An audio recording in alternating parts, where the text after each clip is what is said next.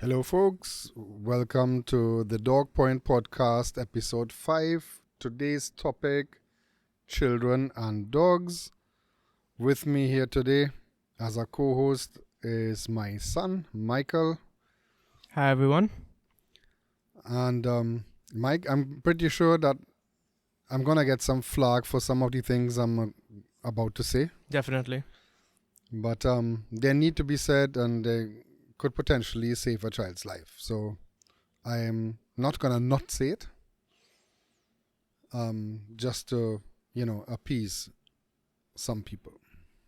Correct. And so let's dive right into it. There has been a trend recently on social media where parents put their children and dogs in positions that at best could be described as uncomfortable for the dog and at worst downright dangerous for the sake of likes and a viral video.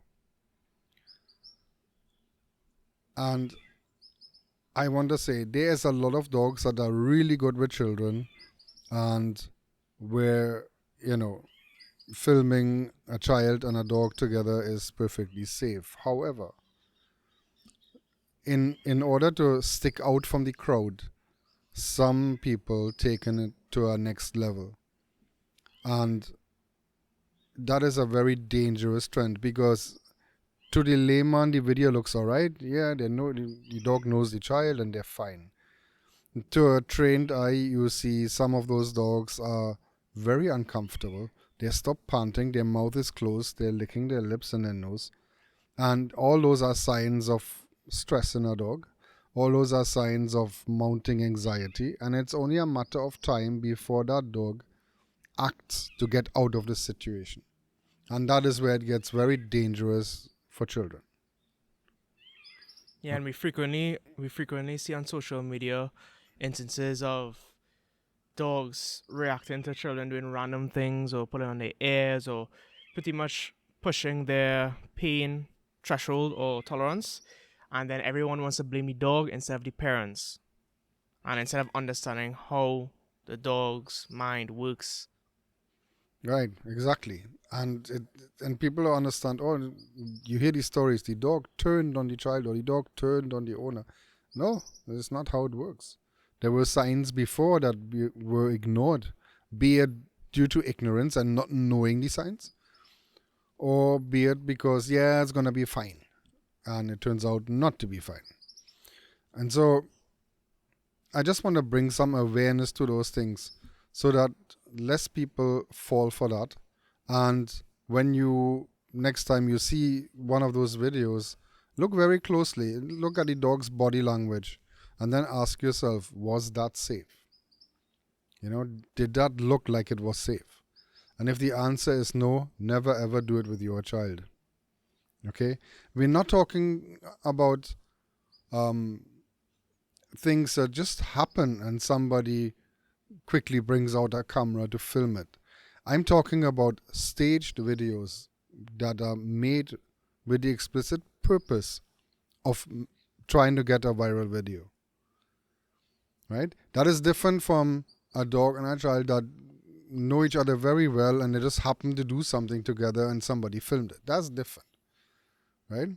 When you were small, when we had our pit bull Ava, and you were on the ground petting Ava, and Ava had one paw on you, and it so happened that both of you fell asleep. Yeah, in the process, lying right? on together. And I took a picture of it, but I never shared it on social media for multiple reasons. Right? Yeah. One, because you were a child, and I don't put toddlers' pictures out there on the internet for some weirdos to look at. And two, I did not want to encourage people to try and replicate that. Correct, because they'll do Right? it in the wrong manner. Because it just happened. Both of you played for some hours and then just fell asleep. That is different from me trying to place a dog in that position against their will, so to speak, and have them really uncomfortable doing something, right? There's a huge difference there. And so, it is a dangerous practice, and it needs to stop. If you put yourself out there with your dog and do some goofy stuff, and the dog had enough and it bites you, okay, that goes into the category play stupid games, win stupid prizes, right? Yeah. But the moment you do this with a child, everything changes, in my opinion, right? That is where the fun stops and the idiocy starts. So that And then these days, with the constant clout chase on social media, everyone wants to get a cute video with their child and their dog just for some likes and some following, while jeopardizing their child and potentially putting them in a situation to get mauled. And then when they want to punish the dog or abuse the dog after for doing that, the dog is so confused because the dog in their head was just defending themselves because this child is pulling on their ears and getting up in their face and person's face because the parents never taught this child boundaries. And in the case of toddlers and even younger children, how are those young children even supposed to know that to begin with? So it's on the parents to constantly observe, constantly monitor, constantly set boundaries, and constantly prevent anything from happening until your child is, I would say, very late teenager into an adult stage. You should always supervise your children around your dogs. You are an adult. You have the intelligence to know, okay, don't do this. Okay, my dog is looking a certain way, he's looking uncomfortable. A teenager's brain isn't fully developed. They're not going to be able to process all of that or even know if you don't teach them. correctly, and so it has to be a two-way street, right? Yes, we have to teach the dog to respect the child, right? And that the child is off limits for anything aggressive. But we also have to teach children to respect the dog and the dog's space and not constantly be in their face, be it with a hand or poking the forehead or, trying to hold on to the tongue and stuff like that. So that, I've seen in case of small toddlers and very large dogs, I've seen a child stick her thumb into a dog's nose and then grab the tip of the nose with the rest of the hand. Now, luckily for this child, that dog absolutely loved this child. And she's really lucky. Right? And you could see the dog is uncomfortable, but he let it happen. And the moment she let go and he had a chance, he got up and walked away. Yeah, because he needs to decompress. But if that had been a different dog, that would have been a bite right there. Of course. And her face was right in front of his nose because she was looking at what she was doing. And so that is not, those are the things that I'm talking about. That should not happen for the sake of a video. And so, it's people just have to get themselves a little more educated in terms of dogs when they decide to bring a dog into the family. The information is out there. There is countless trainers like myself and many others that have hundreds of videos free out there on social media platforms. So if you look at videos from one trainer and then look videos from the other trainer, you'll see subtle differences. But by and large, most of them will agree on certain things. So you can extrapolate sense from nonsense and have a fair idea as to what you're supposed to be doing with your dog. And then paired with this current social issue, two things that a lot of these parents aren't taking into consideration, whether willingly or simply by being unintentionally ignorant, is that you have to take both the breed as well as the genetic background into account. A stable, well-bred golden retriever is going to be great with kids with proper training, is going to be social, is going to be happy to see everyone and get cuddles. But a backyard bred golden retriever with poor genetics, it's going to be a mess. It's going to be lotto. You have no idea what you're going to get. And then those are typically the dogs that react in certain ways or behave in unstable manners, and then people want to paint this negative picture around the breed instead of holding themselves accountable to purchasing a dog from a backyard breeder or not Correct. researching the breed. Correct. And then there's some breeds that are prone to these differences more so than others, right? So generally, bullies are very friendly dogs. But they have been becoming so popular that there is a lot of indiscriminate breeding taking place, Yes. right? And bullies have pit bull genetics. And some pit bulls were bred to fight. And so Yeah, game they bred. have, they're game bred. So those genes are floating around in the Yeah. bully population more and more. There's very serious bully breeders that take pride in what they're producing, that make sure that that doesn't happen in their line. Of course, I've met But a then few good bullies. there's also hundreds of backyard breeders who don't care. Once Yeah. the dog is a certain size, it's nice and compact, it's a bully, great. Here's your puppy, where's my money? Right? Yeah, exactly that. They want the money. If something happens after, an ethical breeder will take back the dog. If you say, hey, this something wrong with this dog, they will take it back. Yeah, because it's the right thing to do. Right. And ethical breeders take on that responsibility for the dog's life. And then you have the backyard breeder. So if you go back with the dog and bring back the dog and say, hey, no, I want my money back. There's something wrong with this dog. They will block your phone number. They will not answer your calls because they got their money. You have the puppy. As far as they're concerned, that transaction is finished. Yeah. Now, it's a bit of a two-sided thing too. Some people can take a well-rounded puppy and mistreat it. Of course. And then produce undesired behavior that way, right? But those are the extreme cases. Those are the rare cases, right? But backyard bred dogs that with no care about genetics, where somebody has a female and John Doe down the road has a male. Okay, let's come to some sort of arrangement, and let's sell puppies. And sorry to cut you off, but I just wanted to say that this, in particular, backyard breeding and the complacency that people worldwide have with backyard breeders is what's responsible. I don't want to say for all, but for a lot of the negative stereotypes and horror stories you hear on the internet about this breed and that breed, even from breeds you wouldn't typically hear things from, right? And this just does or is doing somewhat irreparable damage to certain breeds. Correct. A Like dog. some of them are banned in many countries. Like in England, in the UK, I believe they're banning the XL bully, even though the bully was meant to be a more friendly dog. A friendly dog, yeah. Exactly. A human-friendly dog.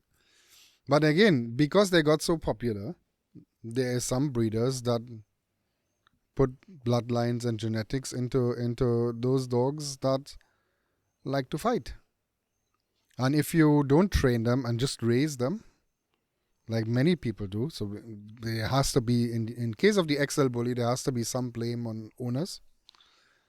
And you can't have a powerful dog like this that is nothing but muscle and size and not train it properly and not socialize it properly. Of course. That has been a huge issue in particular with the XL bully in the UK. So, we have to look at both sides and call a spade there. But many times it's backyard breeders and poor genetics that wins. And it wins because the price is cheaper. And therein lies the problem, right? People say, so why should I pay X amount for a puppy if I can get the same breed for Y money? Yep. What is not thought of when making that decision is a real breeder that breeds for the love of the breed does not make money breeding. Yeah, most of the time they run on a loss and they have some other job or business that kind of funds them and keeps that breeding Yeah, it business funds their afloat. hobby, Yeah, right? yeah, because Because even people who compete with dogs and they happen to breed, the loss of one litter for whatever reason puts you in the red. You know, you have to purchase really good dogs to breed from, and those are very expensive. And in order to know that they're really good dogs, they have to have some titles before you get the dog. So if somebody raises a dog, trains a dog, and titles the dog to prove that the dog is a certain way, they would have spent a lot of money doing that. So they're not going to part with this dog easily. You have to put out some good bit of change to get this dog, you know. And at the end of the day, it is mostly the elderly and children that suffer because they're the most vulnerable. They're the ones that can defend themselves the least. And so we have to look out for those folks. We have to, as trainers, we have to bring awareness to this. We have to speak up about this and, you know, deal with this head on. Because if we don't, we are no better than the people who don't do their research. Okay? So and when you bring a dog into a family where there's children, or you have a dog, you decided to have a dog, and you decided on the breed that you want, and then decide to have children, but you have a breed that could be problematic with children, the onus is on you to make that work, to plan ahead. You know, there is behavioral traits in dogs that come with their DNA, and so, you know, if you want your dog to behave very calmly around your dog, maybe you should have not gotten the Malinois, yeah, right? definitely not. Just as an example. Now there's lots of Malinois that are really good with family kids, but it takes a lot of work to make that happen, and it takes some experienced people to make that happen with this breed. Yeah, definitely wouldn't recommend it You for know, first time owners, no, especially just how if just you're now having a first child. Definitely not the dog breed to get for the average person. there's lots of breeds that are not really suitable for first time owners. You know, like Rottweilers. Rottweilers, Malinois, You know, Mastiffs. those dogs are not. You should have had some form or other dog before you get into that, because you must have some dog experience. I mean, if somebody says, okay, I really love this breed and I want to have this breed, but I don't have the skill set or I don't have all the knowledge on it, then acquire it. You know, go to professionals, go to a reputable breeder, get some information, and then if you decide, okay, I really want one of those dogs, then ask the breeder, is there a trainer you recommend? You know, I need somebody good to help me with this. And then you can, you know, make it work. But getting the help in the absence of knowledge is a must. It is not a maybe, Definitely. you know. And from my perspective, for those of you who don't know, I'm not a full-fledged trainer, but I'm the son of Mark. So I've grown up my entire life seeing things, I would say, from a bit of a unique perspective, while most of our listeners here are people who are more passionate or see dog training as a hobby, or even if they just simply want to learn. I'm going to share with you a bit of insight from my perspective growing up. So, of course, like most dads, in my father raising me growing up, he has taught me so much about dogs, carried me to sessions, house calls, and I've just soaked up over the years. I'm 22 now, so I've definitely gotten a good bit of exposure, I would like to say. And Should think so. and for those of you who also wouldn't know, I'm actually one editing most of the videos, so I'm learning stuff by force. I don't have a choice. I'm editing everything and have to hear everything about 4 or 5 times before it gets uploaded. So, in growing up, I've noticed understanding how certain breeds behave, how genetics come into play, do's and don'ts, etc. From my dad's perspective. So, whenever I see a dog, I see a scenario, it's relatively easy for me to understand or assess. But then, when I would have spent times by my friend's house or some family, or just in general discussion with members of society, I noticed, wow, the difference is staggering because whereas in some countries like United States and Canada and England and Australia, and let's go on, while those countries there's a Germany. lot of freely accessible information available on dogs and a whole host of topics. In other parts of the world, a lot of people have no idea, and I don't mean this as any insult, but a lot of people have zero idea what it means to own dogs. And as a consequence of that, they have even less of an idea on how to raise their children alongside a dog or to raise a dog alongside children, depending on which one came first. So I'll kind of like you to explain from the ground up from a scenario of someone having a dog already and they've just gotten a newborn. They just had their first child. Okay. So there would have been some level of preparation before, or at least there should have been, where in most cases when people have a child on the way, they prepare a nursery. Right? It's a room for the child and so forth. So you start teaching the dog that it is no longer okay to enter that room. And that is temporary, but important. Right? So whenever you go in that room, the dog can't follow you in. That doesn't mean you have to close the door. You just teach your dog, don't cross the threshold. So that when mom is in that room nursing, the dog is not trying to crawl into her lap, for instance. Right? And develop some level of jealousy. 2, you can use a doll for that and get the dog accustomed to the picture of mom and dad holding a baby.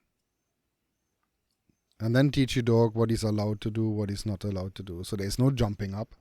There's no, forcefully pushing with the nose and so forth. They can sniff, yes, but not forcefully.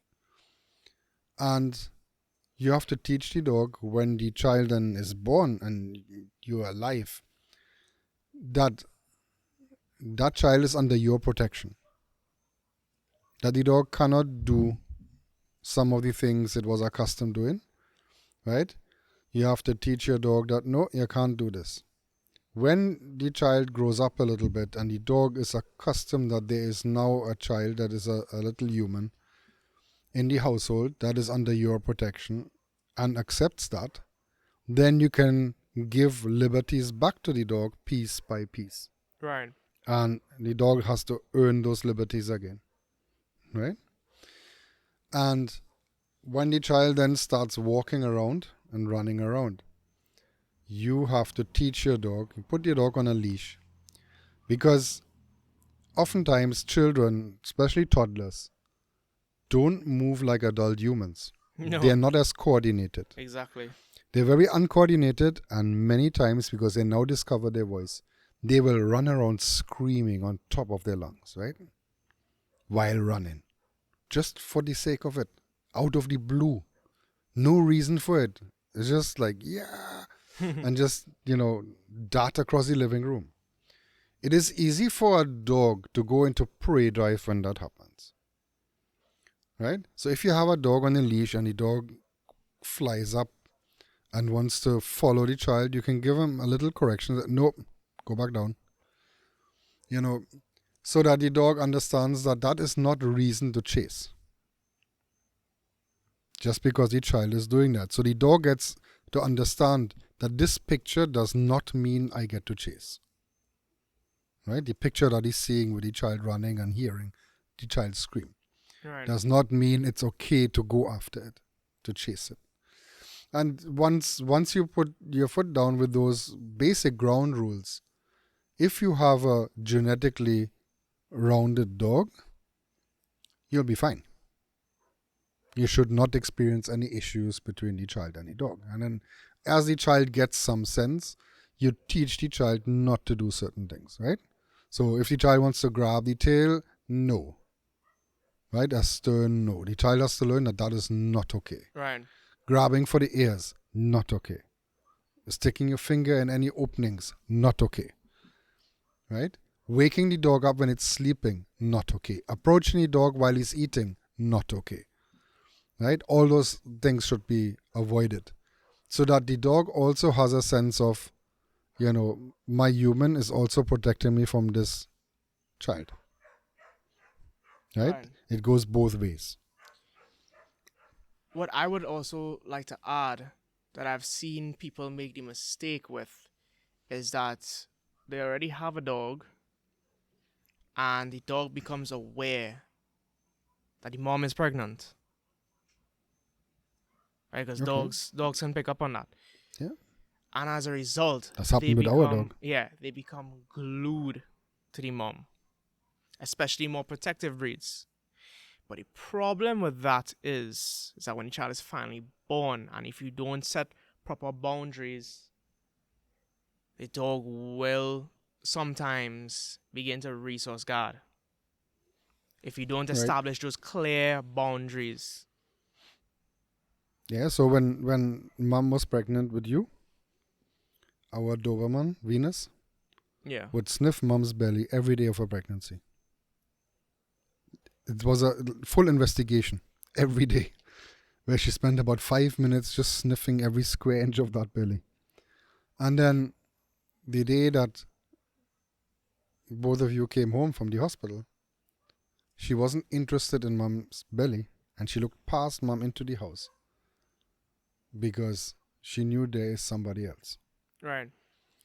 And then, of course, mom did not want me to do the intro with you and the dog for at least another month or 3. And after the 3rd day, I carried you outside, pulled off one of your socks, and let all the dogs sniff your foot. Right.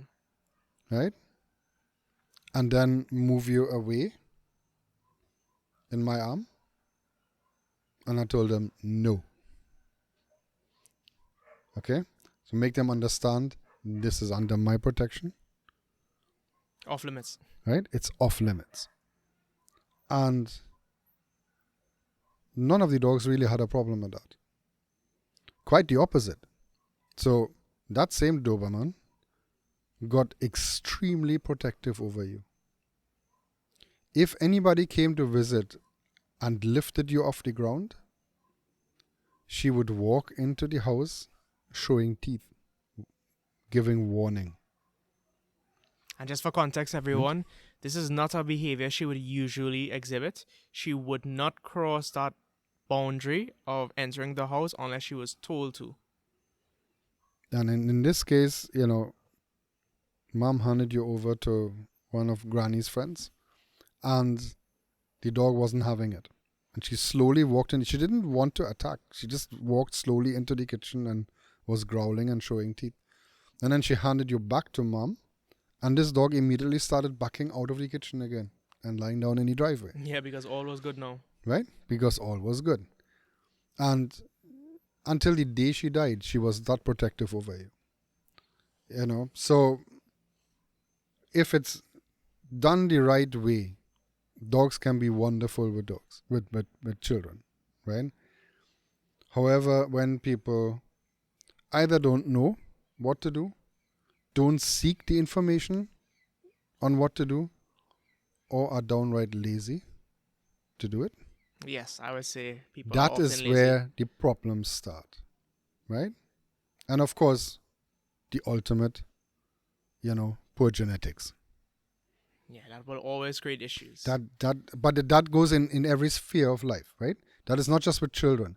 poor genetics is a problem right through in all facets, In every animal, yeah. right?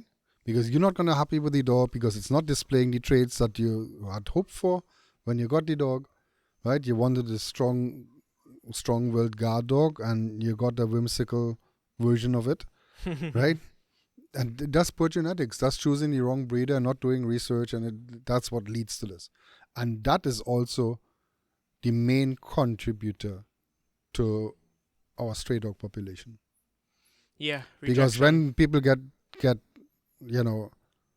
disappointed with the dogs and can't take the dog back to the backyard breeder, can't even call him because the number is blocked, then they resort to dropping him off in shelters in first world countries, or in other countries just driving in the lonely area and tossing the dog out of the car.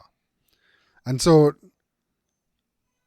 they then of course meet other dogs and start breeding and so forth. So the issue with stray dogs is not so much the ethical breeders, it's the backyard breeders that don't care. And so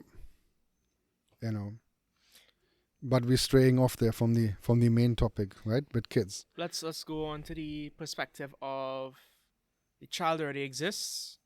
Let's say around 5 years old, right? Not too much of a teenager. I'd say between 5 years old to 12 years, right? Around that age. Not quite yet teenager, because children now going on to teenagers, they do have more intelligence, right? They're not quite there yet, but they will start developing more, They have unlike a more child. sense. Right, exactly, right?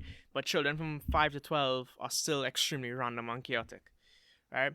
So what should people know when getting a new dog, both before they even get one?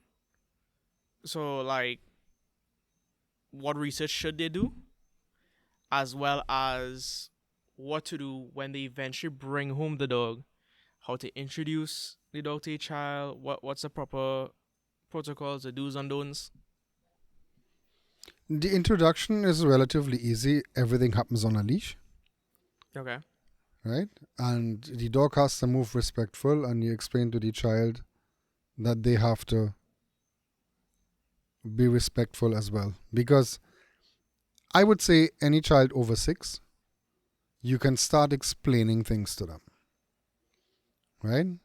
They might not be perfect at it, but they have an idea, and they have an idea of right and wrong at that point, right? Especially if you taught them, no, this is wrong, don't do it again. They understand that it's wrong. They might try again because they're just being defiant, right? But that is why the number one rule is do not leave children and dogs unsupervised. Because you might think that your dog is fine with the kid and the dog is trying its best to be okay with the kid, but you have an unruly kid that is very defiant and doesn't care what you say, and then when you're not in the room wants to do some wickedness to the dog, and then the dog at some point will retaliate. Okay, and then we blame the dog, when in truth and in fact the parent is to blame there. Okay, but generally, if you explain to your child what not to do, and you supervise dog and child together, and you have the dog on the leash, so if the dog gets too forceful in play, let's say, or too intense with play, you stop the play and tell your dog, no, place, then you can, I like to compare it to you being a fair referee. Right. Yeah, you're fair to the dog and you're fair to the child. You're not expecting anything from the child that the child is not capable of understanding. Same with the dog. You don't expect the dog to know everything that pertains to your child. That's why you have it on a leash, so you can guide the dog, right? You can teach the dog. You can train the dog how to act around the child. And so it's just a matter of a little effort, really. And so if people do all those things and take those steps, there should not be a problem with children and dogs. Right? So, and the information is out there. I mean, in this day and age, 2023, Yeah, you can Google everything. not just Google. You go on TikTok, you go on YouTube, you go on any of those platforms and put in dog training or dogs and children, right? And you go on a trainer's page and put in the search category dogs and children. And the issue you have in There must be a video popping up that they have on their page that talks on that, you know. That information is available for free. I mean, we do it all the time. We put out videos daily that are free of charge. You know, so and that is in an effort to educate more dog owners, really. Yeah, because you know, it's only through education that we can make a change. Exactly. The more right? people know, the better. You know, and that goes from free to seminars to courses, short courses. You know, we put out blogs, we put out newsletters. I mean, we have so many free information, so much free information out there that people can access and you know, get information from, that I don't think any parent has an excuse to No. have a problem with their dog and their child. We have several videos on puppies and children. We have several videos on what to know when getting puppies and so forth. So I don't think anyone has an excuse. And like No. as you said, there's resources online But I have from everyone. But I have noticed that if people want to purchase a product from, let's say, the largest seller out there, Right. right? They will go and compare different products. They will go and compare pricing. They will go on the best reviews and the worst reviews to make sure that, you know, the reviews are authentic, as well as that they're getting an opinion of a group When it of comes to people dogs- on that When it comes product, to right? dogs, that's not the Jumping case. through a whole bunch of hoops before they purchase. But when it comes to dogs, Zilch. the cheapest backyard breeder that advertises in the newspaper is the one they run to and just before looking at other litters or other people, just like, yeah, okay, it looks like the breed that I want. Here's your money, and walk home with the dog. I would say there are three major groups of people that end up getting backyard bred dogs.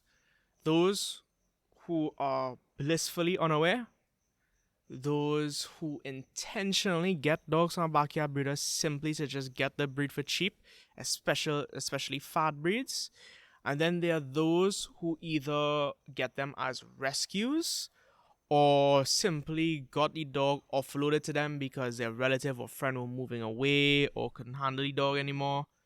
And those are the three major groups I would say are the groups that get backyard bred dogs. And that's a pretty large population of the world. So this is why this is such a prevalent issue globally for the past 2 decades, but it's been getting worse. It's and worse in the last worse. 5 years. Yeah. Every I year would it say gets worse. in the last 5 years or so, Especially with with COVID. the popularity and of Especially with COVID. social media Yeah. and then COVID, everybody wanted a dog, and then they were with that dog 24/7 because of lockdowns. Pandemic And now puppies. that they're Yeah. back out to work, we're dealing with dogs that are super stressed. They have separation anxiety, any number of problems that now come up. And if a dog is on edge all the time and producing cortisol like a champion, At some point they will at stop some and point in break. time they're gonna, you know, trip. Yeah. And And oftentimes children are on the receiving end because, parents are pretty busy, people having yes, to lack go of to work. supervision. Exactly. Lack of supervision. You can see if a dog is uncomfortable. You can, I mean, five Gauge minutes by of the body 5 minutes language. of Google Yeah. can tell you the signs. Okay. There's videos of a dog in a studio, a rescue dog, that was promoted in a TV studio, and the reporter just got closer and closer to the dog, and you could see the dog is uncomfortable. The dog is trying to pull away the head. The dog is looking away. The dog is avoiding that reporter or that talk show host, whatever. And the dog ends up biting her in the face, you know. And so there's examples out there that and she's now actually, instead of blaming the dog, there's multiple trainers told her that was your fault, you created that situation. Yeah, of course. And now, I mean, she has quite a bit of scarring in her face, but she's no longer working at that TV station. She's now going around the world lecturing people on what not to do. Yeah, and she turned a bad into a good thing by trying to educate people about this, right? That's good on her part, that, whether she wanted to willingly take accountability or whether she was forced by public opinion to take accountability. A lot of people in this modern day and age don't take accountability for their mistakes with the dogs. And you would see in newspapers that oftentimes the dog has to get put down simply because of negligence and lack of supervision. Yeah, and the dog always suffers. Anything that we as humans do and do wrong, the dog is always the one suffering. Right? Separation, no dog is born with separation anxiety. It's a condition created by a human. And so, the onus is on the human to acquire the knowledge. Get the knowledge even before you get the dog, so you know what to do, what not to do. Right? Especially when it comes to children. If it's the owner that, does something stupid and gets bitten, well, that's on them. Right? As I said earlier, play stupid games, win stupid prizes. You didn't want to get the information, you didn't want to acquire the knowledge and what to do, and you paid for it with an injury. Right? But when it comes to children, there is no excuse. There is absolutely none. There is too much free information out there to avoid it. And parents out there, what you should do, or should I say spread the word to your friends and your family, is that not only is it important for you or your relatives that are the parents to learn about how to train your dog, how to raise your dog and children alongside each other, but you should also pass that knowledge on to your children, because as their brain develops and their deductive reasoning improves, they can take this knowledge that you've been feeding them over time, similarly to what my dad did when I was growing up. They can then use this knowledge on a scenario. Let's just say they're visiting their friend's house, sleepover or whatever it is, and they're exposed to this dog that's in the same room of them. They know in their head, okay, they know the do's and don'ts. They know how to read the dog's body language. They know to give the dog its space, not to violate its boundaries, how to respect the dog. And all of that plays a massive role in preventing injuries. It doesn't only prevent injury to your child, but if you educate your child and your child decides to speak up and educate their friends. I was now coming to that. So if you go somewhere and you spend time at a friend's house and you see something that is, can develop into something really bad. Yeah, speak up. Yeah, you can say, hey, what you're doing with your dog there, that can backfire really badly on you if you keep that up, and you can potentially save them, And so, for the very least, it might trigger them, to pull out the laptop and check it out online. Google something. Right? And Google it and ask see. Siri. Yeah. Or ChatGPT. Ask ChatGPT. There's so many sources now, right? It is too numerous to mention, really. And so you can find out information and it saves lives. That's the bottom line. Information saves lives. So that is the whole purpose of us doing this today.